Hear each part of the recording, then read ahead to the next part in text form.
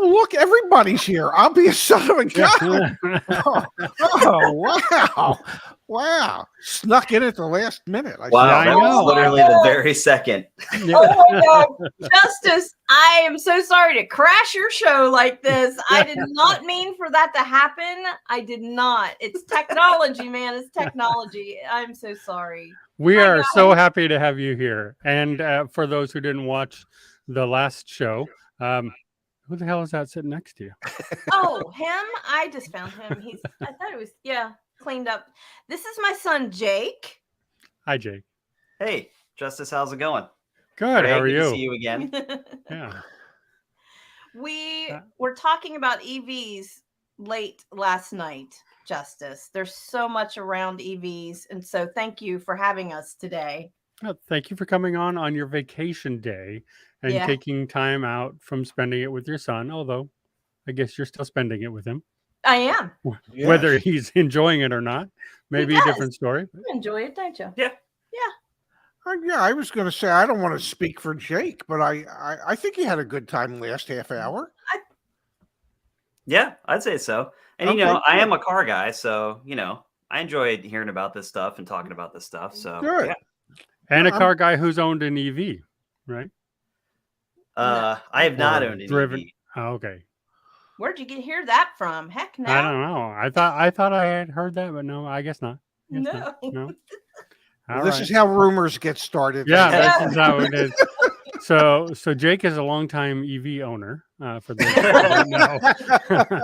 Early investor in Tesla. Yeah. He was one of the first ones, like him and Elon, like this. Yeah. This is Elon here. This is Jake over here. Yeah, exactly. As a matter of fact, you'll see him in a lot of Elon pictures. He's in the background.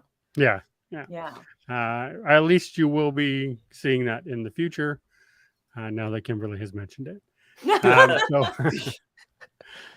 So we're here talking. Well, first, let's just talk about the big GM news. Right. That's the which one? Learning Fast hits it. CCS is dead. So GM, there's quite a few GM stories, but let's start with them adopting the North American charging standard plug in 2025, along with Ford. Wow. So that's going to be a game changer for a lot, I think. How so, Justice? How's that a game changer? Well, so Kimberly, you who don't like but simultaneously kind of want an EV, you're very split on that. But so this allows Ford and GM access to the Tesla network, right? Direct, without adapters, without software updates. So starting in 2025, that's the connector that they'll be using. So you'll just drive up to any Tesla network and just plug in your GM or Ford EV. Now, there's also going to be some components. We haven't seen the contracts, but there'll be components of that Ford and GM are paying to help grow the network as well. So if each of them puts in and grows the network 25%, then that's a 50% growth of the largest EV network, the largest and most sustainable EV network in the nation. So even in your area, Kimberly, there's more Tesla superchargers than anything else. Well, now 2 more large OEMs are going all in on that. So if they're growing that network, you can count on there being even more of those chargers and more availability along the way.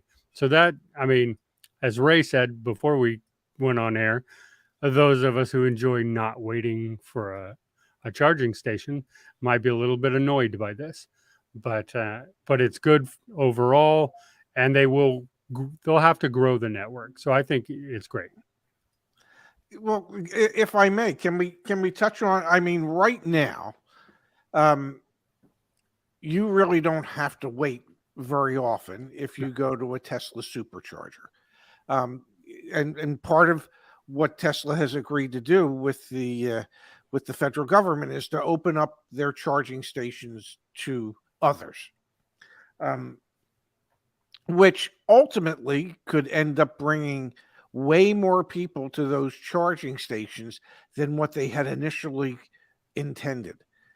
As someone who is a Tesla owner, are you concerned about that at all? That suddenly, in the not too distant future, and not too distant is 2 years from now, Yeah. that the superchargers that you would normally use, you might find crowded. You might have to wait in order to actually use it. Does that worry you at all? No, because they'll build out the network. Tesla already has plans to grow the network significantly even before these partnerships. So the money in these partnerships will be used to help grow that.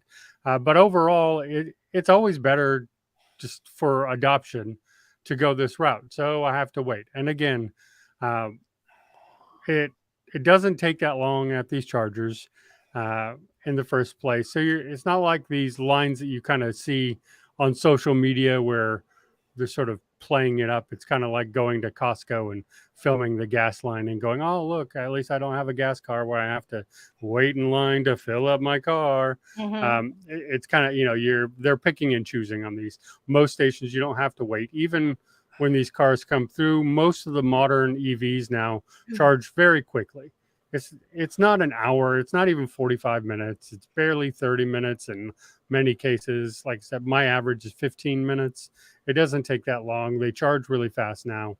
I assume, and I could be wrong on this, but I'm assuming a lot of the new chargers that are going to be put in are going to be V4 super fast chargers. So they'll be much, much faster even than what we already have, especially when Tesla and Ford and GM are all thinking about their trucks, right, with these bigger batteries. So now we're thinking when we're building these charging stations, okay, we got to refill a Cybertruck and an F-150 and a Sierra, so they'll have those chargers there, which will help speed the process along as well. Do you think, just out of curiosity, that to help grow the network, that GM will expect all their dealers to add Tesla superchargers at their locations, as well as perhaps the Ford dealers to add Tesla superchargers at their locations? I would think they're going to add those chargers. I would say they're probably not going to be branded Tesla. I think they'll have their own branding on them, but with that connection, they're paying Tesla for the connection and for the patent rights, right? So, I mean, I think you'll see less branding on them. They won't just say Tesla everywhere. They'll North America or Ford or GM, whatever they're going to say on them. But yeah, I think it makes most sense that those are going to be the chargers that they put in there, which again are, those are the chargers that have a 98 to 99% uptime, as opposed to what everyone else deals with on those. Wow. I mean, I always say at the grocery store, I always talk about the grocery store because we don't have a lot of chargers around here. There are two, and there are always people waiting. Always. Now we do have a premium outlets just across the bridge in Maryland, where there are many Tesla. They're always full.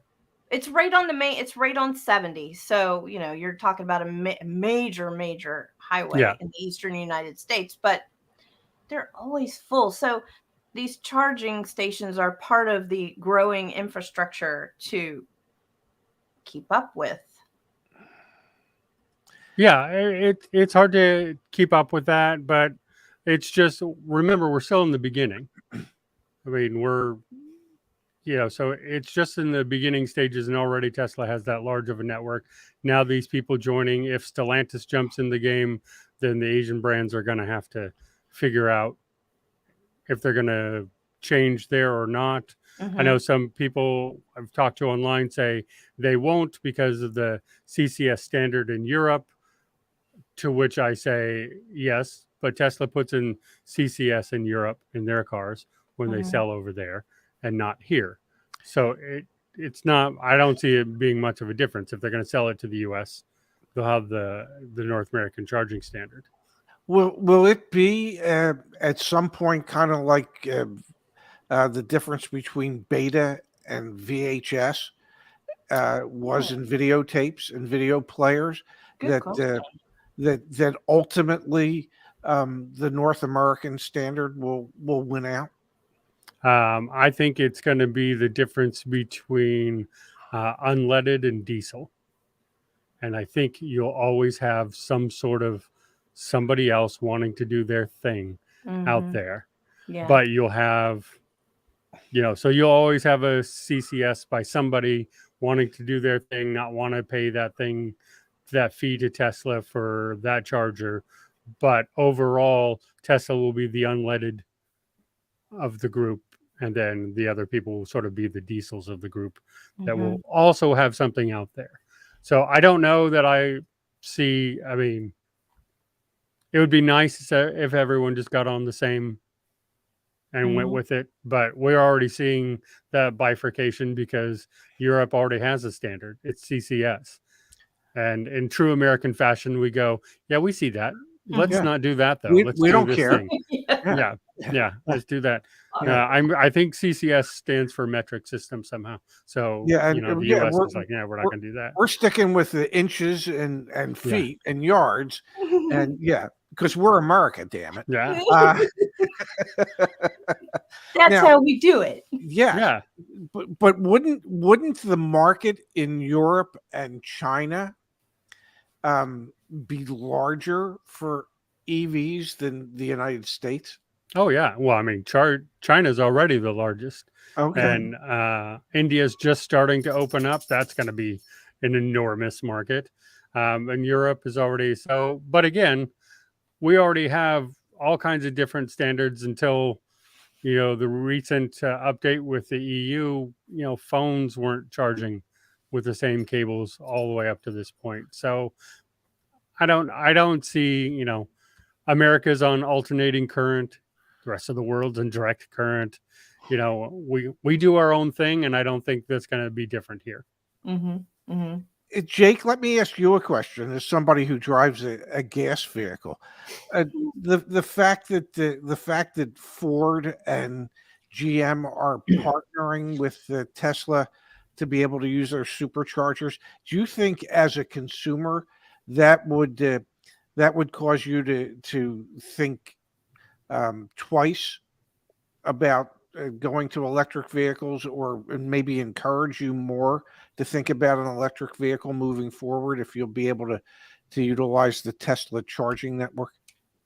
I think it would be a little bit encouraging, knowing that I'd be able to use all the already existing, chargers that are out there. Because at least in my area, I live in a pretty rural area, so there's not a lot of EVs and there's not a lot of charging infrastructure. But the chargers there are Tesla chargers.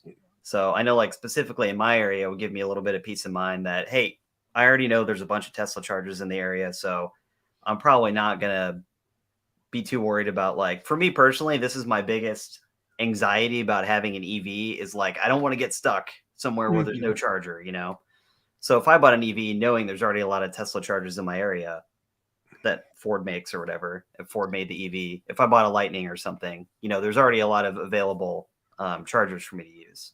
Gotcha. Yeah, I was curious as to, how and I'm not trying to suggest you're average in any way, Jake, because I know from your mother that you were not. You were well above average. But I was trying to get. You're welcome, Kimberly. I was trying to seek out what an average person might think about when an average consumer. When they're thinking, well, do I want to do a GM product? Do I want to do a Ford product? Do I want to do a Tesla product? Mm-hmm. And I would just assume that the average person would say, well, I now would feel more comfortable looking at Ford or General Motors, knowing that I could utilize the best charging network in the country. Hmm. But that's just me. Yeah, I agree. I think Tesla, don't you? Yeah, so like for example, we have a Tesla charger at work where I work. So a lot of people I work with have EVs because they can, show up from work, plug their car in, 15 minutes or whatever, go move it, and then go out the rest of their day knowing that when they come out, they get a full charge. Mhm. How many are Yeah. there? How many chargers are there? We got two. I think we got two chargers. I mean, that's at a hospital. There's 2 chargers at a hospital? We got 2 chargers. Yeah. Wow. Yeah, We got 2 at the grocery store and 2 at the hospital. There you have it. Our hospital has 20. Oh my Excuse God. Yeah. Well, like I said, we're pretty rural. We're just a little Yeah. tiny place. So, the fact that we got 2 is pretty good, I think. Yeah. You must have a big ass hospital, Justice. Yeah, it's UC Davis Medical. Oh, so, okay. There you go. Yeah. Okay. Well, that would explain part of it. Yeah. Yeah. Yeah. So it's a teaching hospital. So and it's nice. But I only found out the last day I had to go to the hospital that they had them. I was a little annoyed. I'm like, I could have been charging this whole time. They're free. Wow. Like, I could have been charging all this time, and that would have changed some things. But yeah. But Ray, GM had some other news, right? Yeah, the GM, and I'm not sure how we should take this news, but you know me, I'll have an opinion. But GM has committed to investing $500 million in their SUV plant, their truck plant in Arlington, Texas, that is going to produce gasoline-powered vehicles. The Yukon, the Denali, Suburban, Escalades. I must be missing some other models that they produce, but doesn't it seem odd with the question that I'll throw out? And I need to thank Sam from Texas for having sent me the article. But doesn't it seem odd to you all that with all this talk about EVs and the future is EV, that a company like General Motors would say, yeah, we're going to sink another $500 million into being able to build more ICE vehicles. And not just ICE vehicles. Yeah. Big ass ICE vehicles. Very fuel efficient vehicles that they're building too. Yeah. The big ones. Right. And can I just say that in this article, this is a very good article, CEO Mary Barra said GM is nowhere near to getting battery costs down enough to make EVs as profitable as their gasoline-powered counterparts. I guess she's talking about the Yukons, the Escalades, the Suburbans, those counterparts. Yeah, of course they're not, because they haven't been really running with EVs very much at all. They had the Bolt, so, and they discontinued that. They haven't really worked through it. And what's worse is they have said they're not going to be building any EV plants or battery manufacturing plants. They're just going to transition some of their current plants. And Ray, I know we've talked a lot on this show about the difference of manufacturing an ICE vehicle versus an EV, and where you get real savings and profit in an EV is through manufacturing. Yes. And so it seems sort of silly if you're going to try to turn your line that you have into EV manufacturing, then yes, Mary, you're not going to make very much profit off of it. And almost everybody knows that at this point. Tesla has shown how it's done. Tesla making more money per vehicle than any other automaker. Yeah, so and it's all about manufacturing. Toyota is modeling a not yet open Tesla factory and their new factories because they understand that it's all about manufacturing. So this seems GM seems very bifurcated right now. It's like they want their EV division, but sort of testing the waters still, even though the Bolt was one of the first EVs out, one of, not the. and then but they still want to do these big ICE vehicles. But I think we said it in the comment too. The vehicles that they're putting the 500 million into, how much profit are on those? Big time. Huge. That, I mean, go ahead, Yeah. Kimberly. I was just going to say just a little bit. There's not much profit in Yeah. those. I mean, I'm being extremely sarcastic. There's enormous profit. It's like the bigger the vehicle, the bigger the profits. Yeah, they're not sinking money into the cheap, affordable GM vehicles. Right. No, they're sinking them into money makers. You Right. know, things they sell for $100,000.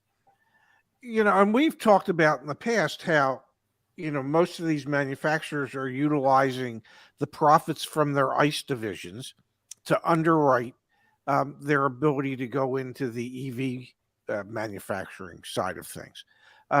This just seems to indicate to me that GM thinks it's going to take a hell of a long time to ever be able to get EVs to the point where they're going to be able to make any real money on them. That's what I thought too, Ray. I mean, you don't throw $500 million at something. Right. If you're thinking, well, 3 years from now, we're going to be all EVs. Mm-hmm. Mm-hmm. Exactly. Yeah, I mean, I agree. I think there's some trepidation in the market. There's some, you know, as Igor pointed out, you know, Tesla went through it, right? They're a 20-year-old company. Yes. The first 10 years were not great. It was every other day you were like, oh, they're going to go bankrupt. Oh, this isn't going to work. This isn't going to work. And then they got through it. You know, so it takes time. It takes a lot of money put in there. It takes, you know, a lot of patience to get through. And I think these big companies have a disadvantage there where they want to keep making all the same money that they always have to make this transition. Whereas startups, there's a different air at a startup. So, you know, the Rivian's not worrying as much as GM is about it. They're just going, yep, this is what we're doing. We're going full bore with it. And I think ironically, they'll probably end up spending less than Ford will, than GM will. You know, Tesla spent less over their life than Ford and GM are planning to spend on them. And I think that's part of this bifurcation that's going on where they have to keep making money to keep their stock prices up and to keep their investors happy. Yeah. So, I mean, I think that's the biggest thing, right? Is, you know, probably in the board meeting, you know, Mary's talking to the rest of the board about transitioning and starting to make some EVs, and everybody's saying, wait a second, you're making humongous profit margins on your giant vehicles. So why are you going to take a hit to these, you know, record profits to start making EVs, right? Yeah. Yeah. Exactly. The very first sentence, if I could read of this article, that they continue to invest in the big gas-powered vehicles that deliver wide profit margins that fund the automakers' transition to all electric cars in the next decade. So my question is, follow the money. I want to see that money funding the EV. Is that true? Is all that money really going to be going to fund the EV? Are they going to be really gung-ho about it? Or is that money going to go into somebody else's pocket? I would think, this is just me, but I would think if they continued producing these high profit margin, overly expensive, big ass SUVs, and there continues to be a strong market for them, even as there's greater EV adoption, I think that they understand somewhere down the road that not everybody's going to convert to EVs, that there will always be some type of market for gas-powered vehicles. Always. Okay. And could it be that go ahead, Ray. No, I was going to say, and if that's the case, then they're positioning themselves to perhaps have the best of both worlds, where they will be able to transition to some degree into the EV space while still keeping a foothold in the high profit margin ICE space. Mhm. That at least that's what that $500 million says to me. I could be entirely wrong, but that is such a huge investment in what is supposed to be a dying part of the industry. Yeah. That there's got to be it's got to be more than just we needed to fund building our ICE vehicles. I'm building our EVs. They understand that there is going to be a continuing market for uber wealthy people who want to continue to drive ICE vehicles and have those big ass ICE vehicles. What were you gonna say? Yeah, I mean, I'm wondering if GM is just predicting as the rest of the market transitions to EVs, if they're going to be one of the last manufacturers producing these gigantic vehicles that have ICE engines. They're basically going to drive demand for those vehicles because they're going to be the only people making them, right? Yes. So there's going to be even more demand for the Yukons and those giant vehicles because otherwise you can't get them, right? Exactly. Yeah, but I think, as Learning Fast points out, California is going to ban them. I agree it won't be 2035, but I do agree definitely by 2040. And there are 9 states whose laws automatically update without vote from their senates to mimic California's Air Resource Board laws. I'm not good at math, Justice, but that leaves 40 states that don't necessarily have to. Correct. That leaves 40 much less populated. Yes. As a matter of fact, 40 states whose population equals less than to the other 10 states. Yes. So, yeah, I mean, you can have more real estate, but by population and by amount of people who buy vehicles, they will be banned. And it depends, obviously, the federal government depends who's in office at what point and what rules get passed there. I know the EPA is looking into it then, though, and that kind of comes with force of laws. So we'll see how all that goes. I do agree that there's a thought of, ICE cars will be around for a lot longer. Obviously, they will be around for a lot longer, but I think 2040 and just the market won't allow for those kind of vehicles. Certainly, when you're talking if Florida, Texas, New York, and California all go in, and they're kind of leaning towards that, then like the automakers are like, who cares about the rest?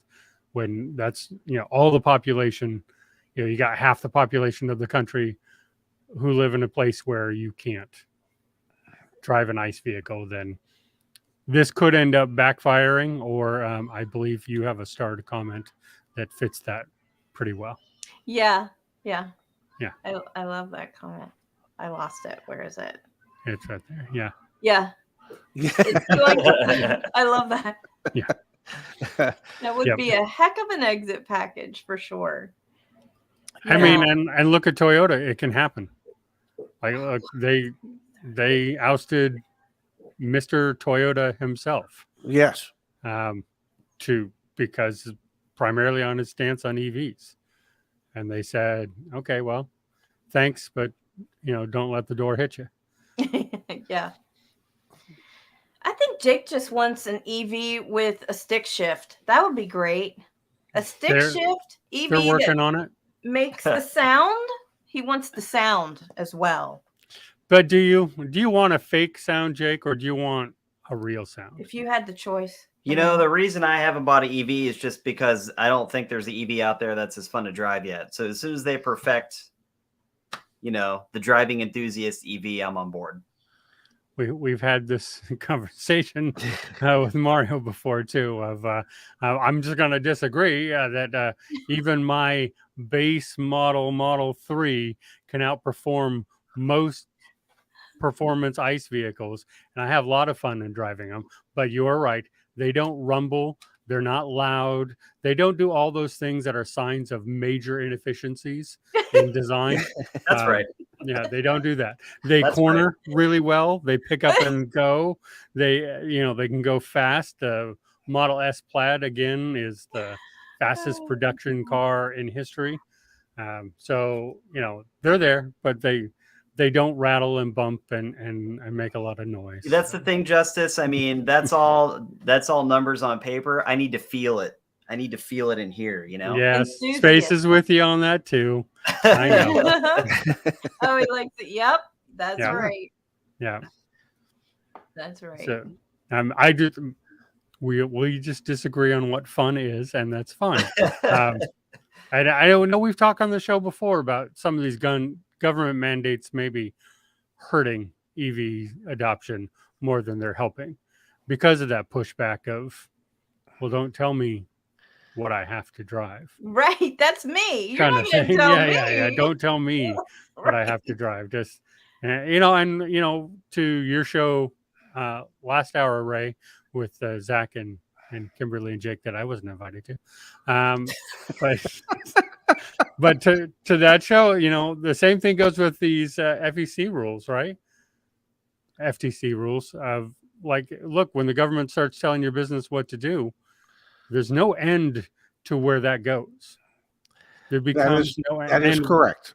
And I live in California where EAC, I think that's what it's called, is a big thing. And you have to have your ethical business practices where, certain percentage of your business has to be minorities and certain percent has to be transgender, LGBTQ community, and the places you invest your money have to live up to those standards too. And I look at it and go that there's a lot of rules to putting into your business, and that seems kind of crazy. Like don't take advantage of people and make money. Yeah. I mean, listen, I want the FTC to step in and make sure that your social security number isn't being seen by the wrong people. Yeah. I want that. Conformity sucks. Yeah, Robert's on your side too, Jake. I know we have a lot of people on your side on that one. I just disagree. You're allowed to disagree. Absolutely. Isn't that That's what right. this show is about? Yeah. That is what the show's about. Yeah. That is it is. It is. I mean, I have all the numbers on my side, but that's okay. No. Yeah, wait, I mean, look, I got a friend that drives a Model S, to work every day, and he tells me all the time how much faster it is than the surgeon who parks next to him that's got a Porsche GT3 RS, Yeah. But the Porsche just makes me feel it in here, I know the Tesla's fast. Yeah, hey, it makes you feel it in there because it's very inefficient, and that's a series of explosions constantly going off, rattling the car as you're driving. Exactly. Yeah, that's it. Yeah. Feels it. It's powered by explosions. That's right. Yeah, that's right. It is. If I may, I think what Jake's saying is that the thing like the Porsche and other vehicles, like they have a soul, okay, Oh, and an EV doesn't. there's no soul. Yeah, No. They have a soul that's going to hell, and EVs are just angelic, and their souls are pure. That's all I have to say about it. There's a pure one, and then there's the one with the horns, the pitchfork, and it'll get you down the street a little bit slower. That angelic one, is so clean, with all that lithium mining and all those rare earth minerals. Yeah. Tell me about that angel just Let's one more strip time. the earth, shall we? Okay, from the so minerals. there is a point there as long as you're not comparing it to an ICE vehicle. So there is a point. You're right. The mining and all that has its toll. However, over 5 years, that toll kind of dissipates. Battery recycling helps that. An ICE vehicle, the longer you drive it, the worse it is for the environment, the worse it gets. So the only way you're comparing is to not count ICE vehicles and their constant need for all those materials and for more and more pollution. Well, there's always a hybrid. The worst of both worlds. There is. Hybrids are great if you live up in the north, and at some point you might, like, your electricity might go out and you won't have a heater, because they could catch fire pretty easily. So you'd be able to stay nice and toasty warm in your home with your hybrid. You know about that, Kimberly. Yes. You and I yes, both had do. lifetime engine recalls Yep. Enough on our reasons hybrids. so well. Goodness gracious! Look what we've started here. I know. We got angels and devils and and truly the only damn cars that have a soul are those ice cars. So and I don't think those people who enjoy their ice cars are going straight to hell. I don't think so. No, Okay? they're already going to hell for a myriad of other reasons. No. Don't blame it on the car. I'm going to say this. And you can strongly disagree, but I'm going to say it anyway. God, whether it be a he or a she, I think would prefer an ice vehicle over an electric vehicle. Because even God wants to get a little something out of what's going on out there. You think God's going, look, I gave you all that fuel. What are you doing? Oh my gosh, that is so funny. Listen, Jake and I have to dip out. We're taking Mom to lunch, and I have this much battery left. So we're gonna this much battery, lithium battery. I don't know, but that much. So it's not the same as in the car, Kimberly. It's not the same battery. We're going to dip out, but I just want to say thank you for having us on today, Justice and Ray. Thank And we're going to go put some fumes into the air, and you guys have a wonderful, wonderful rest of your weekend. Thanks for having us. Yeah, go say hi to Mom. Have a great lunch. Thanks, guys. Adios, guys. Thanks, Jake. Bye-bye. Thanks, Kimberly. Bye. Bye-bye. So before we go, Ray, because I know it is almost time. It's approaching. Yeah. Now, J-Mac has a question. Are you guys doing a show tomorrow night? Not that I'm aware of. Zach has his first ever Ironman competition on Sunday in Cambridge, Maryland. And I know that they have to register. Well, Zach has to register for the race by 4:00 tomorrow afternoon. So he and Laura will be driving to Easton, Maryland, where the hotel is that they're staying. So they have to get there tomorrow. And I'm pretty sure between all the stuff he has to take for the Ironman competition, one of the things he ain't taking is I know he's not taking a microphone because both of them are here. And the boom microphone is here. And I know he's not taking a camera because, well, both of those are here. So pretty safe to say no show tomorrow night. And yeah, as far as I can tell, there's no show tomorrow. I didn't want to ask others to do it again because we did that long show last Saturday. So we'll do another one of those a week from tomorrow. Yeah. Yes. So next another Saturday. Coach's takeover. So with some fun stuff. So it'll be a little bit different of a coach's takeover this time. So we're going to do some phone calls and go over people's actual deals live on air. So that'll be fun. Yeah. So it will. So I apologize up front that there's no show tomorrow. But Zach had me, I worked Saturday last week. I worked Sunday last week. So yeah, I'm not working Saturday this week. But I will be in there, answering questions and comments on the YouTube channels and emails that I get. So I'll still be active that way, but there'll be no live stream tomorrow night. I do apologize. And Mad, no, you did not miss it. We will talk about it again. We'll talk about it on Tuesday because it is the GM thing helps lead into the enormous market of used EVs and how that's going to play. So we got sidetracked as we always do on the show. Well, and it's because we didn't know beforehand that Kimberly and Jake were going to be able to join us. Yeah. So So we will talk about that on Tuesday because that is actually very important. I'm talking to a lot of my friends and family who, since I've got my car, all sort of been interested, and as they learn more and more about the misconceptions of it all, and they look at EVs more and more. The used market is where a lot of them want to look at. Sure. So we will talk about that. That's a good subject. And yes, well, on our next Saturday show, we will take some live questions as well. Yeah. Mario, you can do that.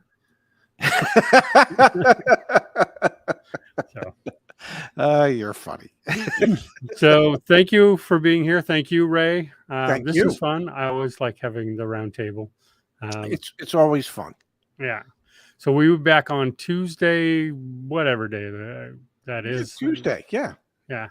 And we will be talking more. And I am working on getting a very special guest come back on once he's off maternity leave. So I'll just leave it as a surprise who that is. Yeah, I can't wait. I can't wait. Absolutely. But he popped in yesterday to just talk about Ford and GM. And he's like, I left for a couple days. And everyone Look jumps. what happens. I know. Yeah. So we'll see everyone Tuesday. Thank you for being here. And Ray, you go have a nice bab of whatever you're going to have. Absolutely. And you have a great weekend.